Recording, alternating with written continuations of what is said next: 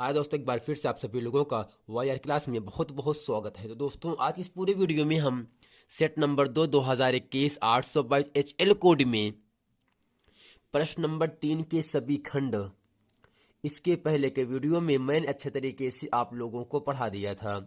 यदि आपने अभी तक वो वीडियो नहीं देखे हैं तो नीचे डिस्क्रिप्शन में लिंक दिया गया है, वहां पर उस वीडियो को जाकर देख सकते हैं। दोस्तों आज इस पूरे वीडियो में हम प्रश्न नंबर 4 के का खा गा घा जो कि आपके सामने दिख रहा है, हम इस पूरे वीडियो में इन्हीं सभी प्रश्नों को अच्छे तरीके से अध्ययन करने वाले हैं। दोस्तों यहाँ से प्रश्न नंबर 4 का कह रहा है, दिखाइए कि प्रत्येक धनात्मक समपूर्णांक 2q के रूप का होता है तथा प्रत्येक धनात्मक विषम पूर्णांक 2q+1 के रूप का होता है जहां q कोई पूर्णांक है। अब दोस्तों प्रश्न नंबर 4 का खा कह रहा है, यदि 8,1 k-4 और 2,-5 संरेख हैं तो k का मान ज्ञात कीजिए। और दोस्तों प्रश्न नंबर 4 का गा आपके सामने कह रहा है, 3 sin 68 अंश बटे cos 22 अंश minus 3 tan 40 degree into tan 45 degree into tan 50 degree का मान ज्ञात कीजिए। अर्थात दोस्तों यहाँ से 3 sin 68 अंश बटे cos 22 अंश minus 3 tan 40 into tan 45 into tan 50 का मान क्या होगा। अब दोस्तों इसी के साथ प्रश्न नंबर यहाँ से 4 का गा कह रहा है, निम्नलिखित बारंबारता बंटन का बहुलक ज्ञात कीजिए। दोस्तों इसमें वर्ग अंतराल दिया गया है 0 से 10, 10 से 20, 20 से 30, 30 से 40, 40 से 50, जबकि बारंबारता दिया गया है 8, 10, 12, 16, 4।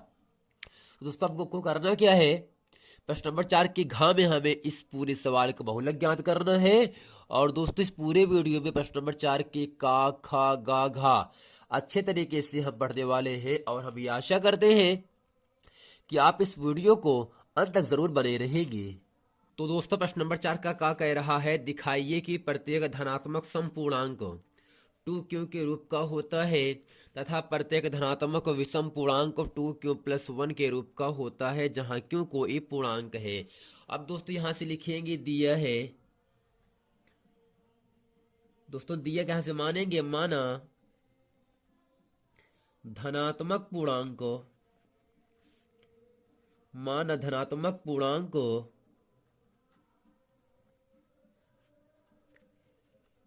ए है। और दोस्तों फिर नीचे लिखेंगे इसलिए सिद्ध करना है, इसलिए सिद्ध करना है क्या दोस्तों, धनात्मक समपूर्णांक, धनात्मक समपूर्णांक, धनात्मक समपूर्णांक 2q और धनात्मक विषम पूर्णांक, विषम पूर्णांक 2q+1 के रूप का होता है, के रूप का होता है। अब दोस्तों करते क्या है, यहां से हेडिंग करते हैं, इसलिए यूक्लिड विभाजन परमेयिका से, परमेयिका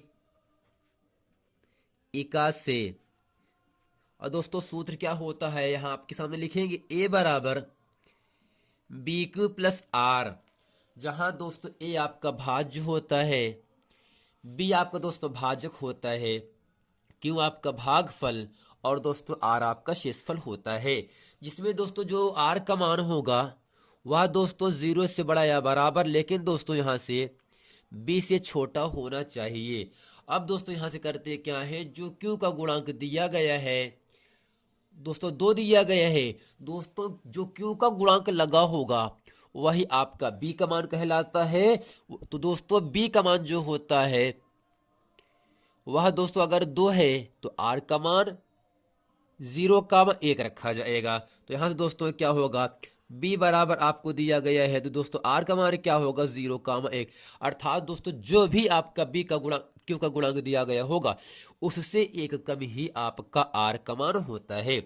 अगर दोस्तों यहाँ पर 4 दिया होता तो आर का मान 0, 1, 2 होता या 3 तक होता। अगर यहाँ पर 5 के +1 दिया गया होता तो दोस्तों आर का मान 4 तक होता, 0, 1, 2, 3, 4। तो दोस्तों यहाँ से कहने का मतलब सिर्फ इतना ही है, क्यों का गुणांक दिया है दो, वही क्यों का गुणांक 2 ही आपका बी का मान कहलाता है।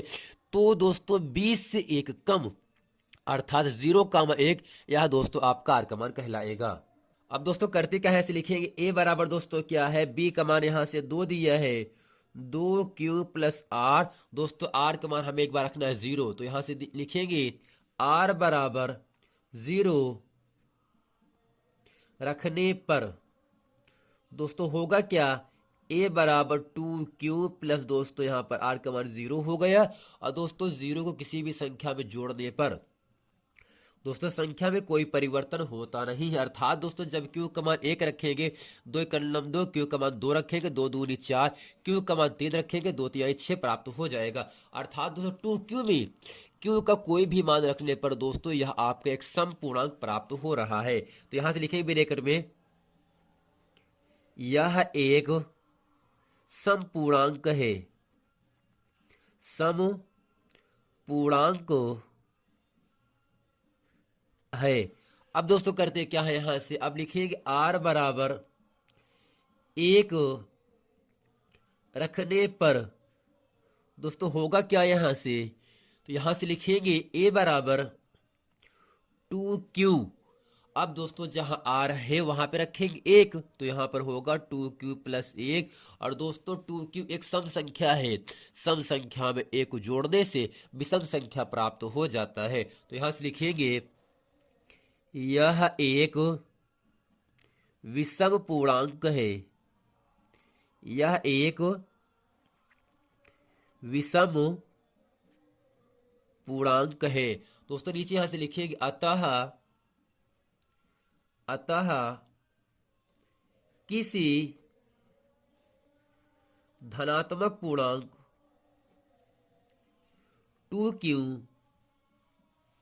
और विषम धनात्मक पूर्णांक, सम धनात्मक पूर्णांक दोस्तों 2Q और विषम धनात्मक पूर्णांक 2Q + 1 के रूप का होता है। दोस्तों आशा करते हैं प्रश्न नंबर 4 का अच्छे तरीके से आप लोगों को समझ में आ गया होगा। अब दोस्तों चलते हैं आपको लेकर प्रश्न नंबर 4 के खा में। और दोस्तों प्रश्न नंबर 4 का खा आपके सामने यहां से कह रहा है, यदि बिंदु 8,1 के कामा -4 2 का -5 संरेख है तो के का मान ज्ञात कीजिए। अब दोस्तों यहां से लिखेंगे दिया है, दोस्तों दिया क्या है, बिंदु दोस्तों पहले को हम ए मानेंगे, ए 8,1 दोस्तों बी क्या होगा के कामा -2 और यहां से सी क्या होगा 2 कामा -5 संरेख है। संरेख अगर दोस्तों त्रिभुज संरेख होते हैं तब दोस्तों जो त्रिभुज का क्षेत्रफल होता है वह 0 के बराबर होता है। इसलिए दोस्तों लिखेंगे त्रिभुज ABC का क्षेत्रफल बराबर दोस्तों 0 होगा। दोस्तों बराबर 0 क्यों होगा, क्योंकि यहां से लिखेंगे चूंकि ये संरेख है। ये क्या है दोस्तों, जो 3 बिंदु दिए हैं ABC, ये सब क्या है दोस्तों आपके संरेख है। अगर संरेख दोस्तों रहेगा तो क्षेत्रफल क्या होता है 0 के बराबर होता है। और दोस्तों क्षेत्रफल का सूत्र यहां से होता है 1/2 ब्रैकेट में दोस्तों होगा x y - y plus x y - y plus x y - y बराबर दोस्तों यहाँ पर क्या होगा 0। और दोस्तों यहाँ से 0 के साथ जो आपका 1/2 गुणे में है यहाँ से ना, तो दोस्तों गुणे उल्टा भाग होता है, अर्थात 0/1/2 हो जाता है। तो अर्थात ये भी आपका 0 ही प्राप्त होता है। अब दोस्तों फार्मूला क्या बनेगा, 1 2 3 2 3 1 3 1 2 अर्थात x1 y2 minus y3 x2 y3 minus y1 plus x3 y1 minus y2। यह दोस्तों त्रिभुज एबीसी का सूत्र होता है जब तीन बिंदु दिए रहते हैं। अगर सदरेख की बात कहेगा तो क्षेत्रफल का मान 0 के बराबर कर देते हैं। अब दोस्तों पहला बिंदु का जो 8,1 है इसमें x1 y1 x2 y2 x3 y3 दोस्तों मैंने आपके सामने अच्छे तरीके से निर्देशांक की सहायता से लिख दिया। अब दोस्तों करना क्या है, आपको केवल मान रखना है और हल कर देना है। हल करने के बाद केवल आपको के का मान प्राप्त हो जाएगा। दोस्तों x1 का मान कितना दिया है, x1 का मान दोस्तों 8 दिया है और यहाँ से y2 का मान कितना दिया है दोस्तों, यहाँ से -2 दिया है। y3 का मान दिया है -5। इस माइनस से ये दोस्तों माइनस हो जाता है +5। अब दोस्तों x2 का मान कितना है, के है। y3 का मान दोस्तों -5 है और y1 का मान दोस्तों 1 है। प्लस x3 का मतलब दोस्तों कितना दिया है, 2 दिया है।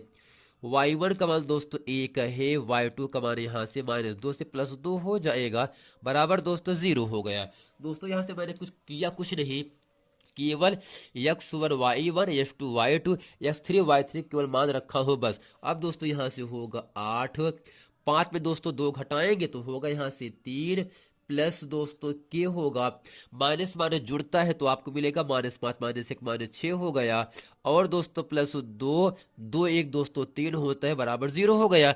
अब हम सब का अंदर गुणा कर देते हैं तो 8 दोस्तों 24 होता है प्लस माइनस का माइनस 6 के कलम 6 के दोस्तों प्लस 13 दूरी 6 बराबर दोस्तों 0 हो गया। अब दोस्तों करते क्या है, यहाँ से -6 के प्लस 24 प्लस 6 दोस्तों 24 6 30 होता है, यानी यहाँ पे होगा +30 बराबर दोस्तों 0 हो गया। तो -6 के बराबर दोस्तों जो आपका +30 है इसका पक्षांतर -30 हो जाएगा और यहाँ से माइनस कट गया तो दोस्तों के बराबर होगा 30/6 और दोस्तों यहाँ से के बराबर आपको मान मिल जाएगा 6 5 6 30 दोस्तों के बराबर 5।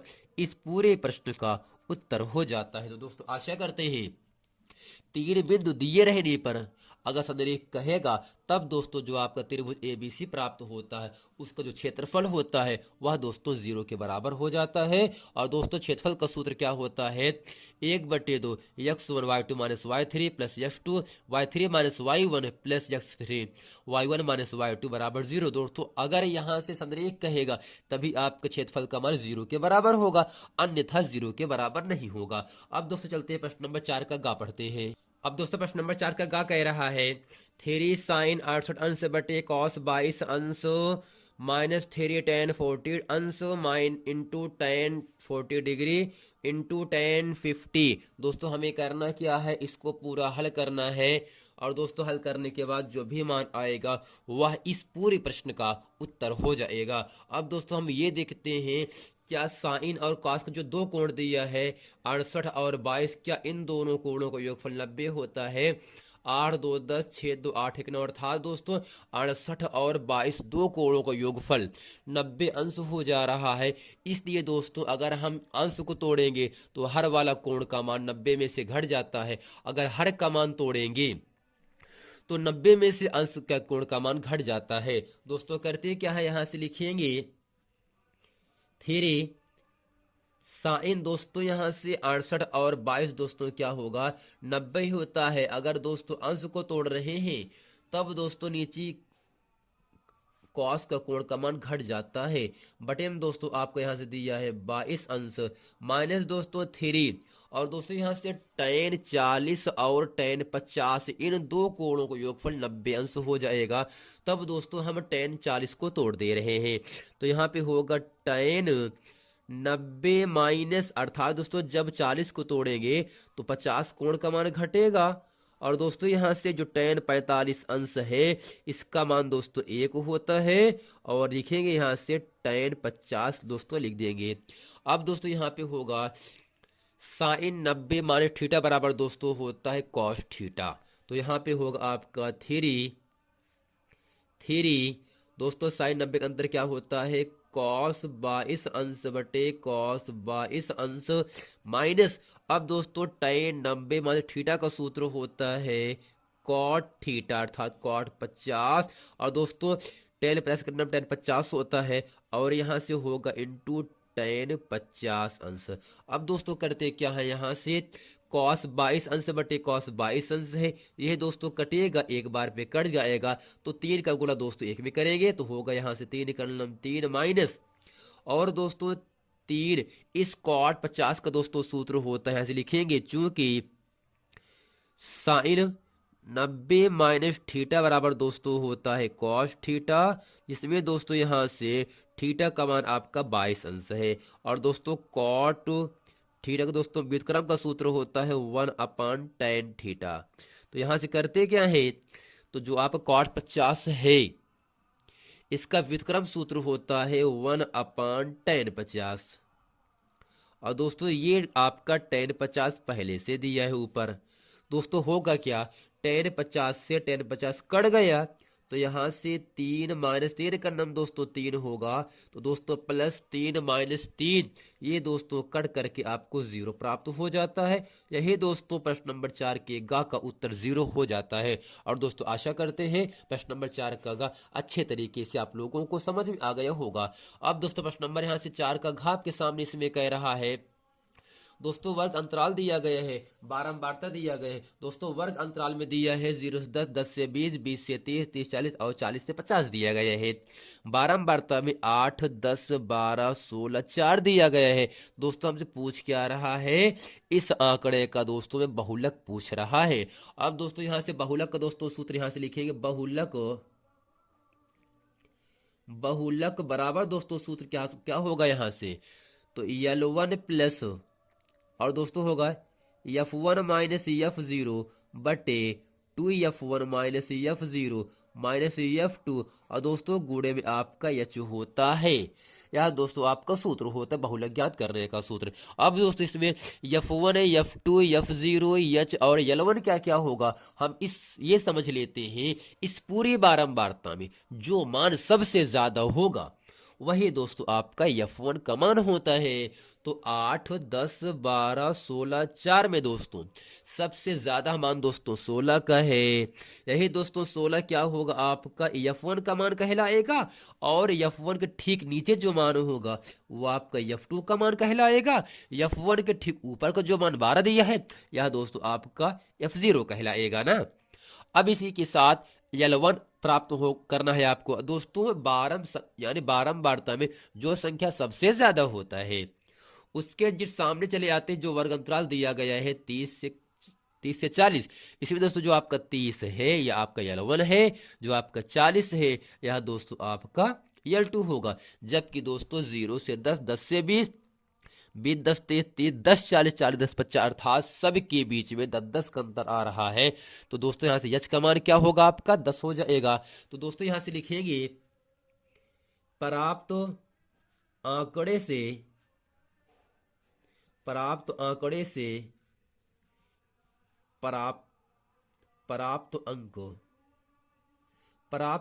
से प्राप्त दोस्तों अंक क्या क्या होगा।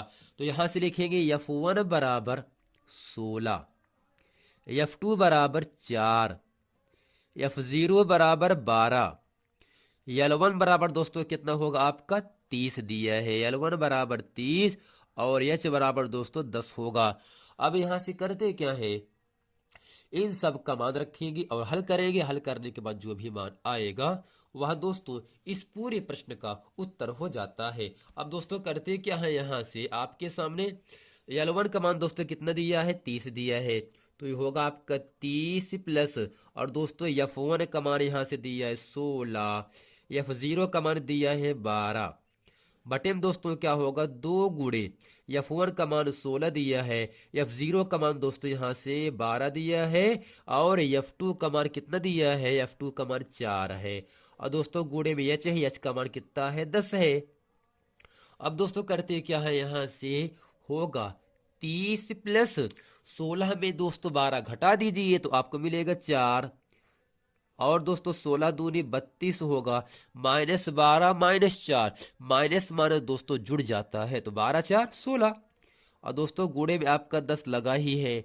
अब यहां से होगा क्या 30 प्लस 4 बटे दोस्तों 32 में 16 घटाएंगे तो आपको 16 ही मिलेगा। और दोस्तों यहाँ से आपका 10 पहले से है। अब करते क्या है, यहाँ से 30 प्लस 10 चौक 40 बटे दोस्तों यहाँ से 16 हो जाता है। और हम करते क्या है, 30 प्लस दोस्तों 40 में दोस्तों हम 16 से भाग करते हैं। 16 दूरी 32 दोस्तों यहाँ से आ गए घट करके 8। और दोस्तों दशमलव को बढ़ाएंगे, उतारेंगे 0।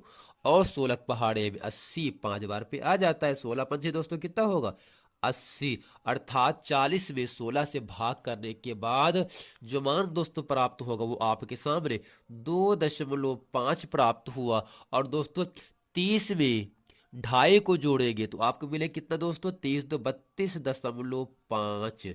और दोस्तों आशा करते हैं प्रश्न नंबर 4 के घ में यही उत्तर इस पूरे प्रश्न का आंसर हो जाता है। दोस्तों आशा करते हैं ये पूरा प्रश्न वीडियो अच्छे तरीके से आप लोगों को समझ में आ गया होगा। मिलते हैं दोस्तों नेक्स्ट वीडियो में, तब तक के लिए थैंक यू।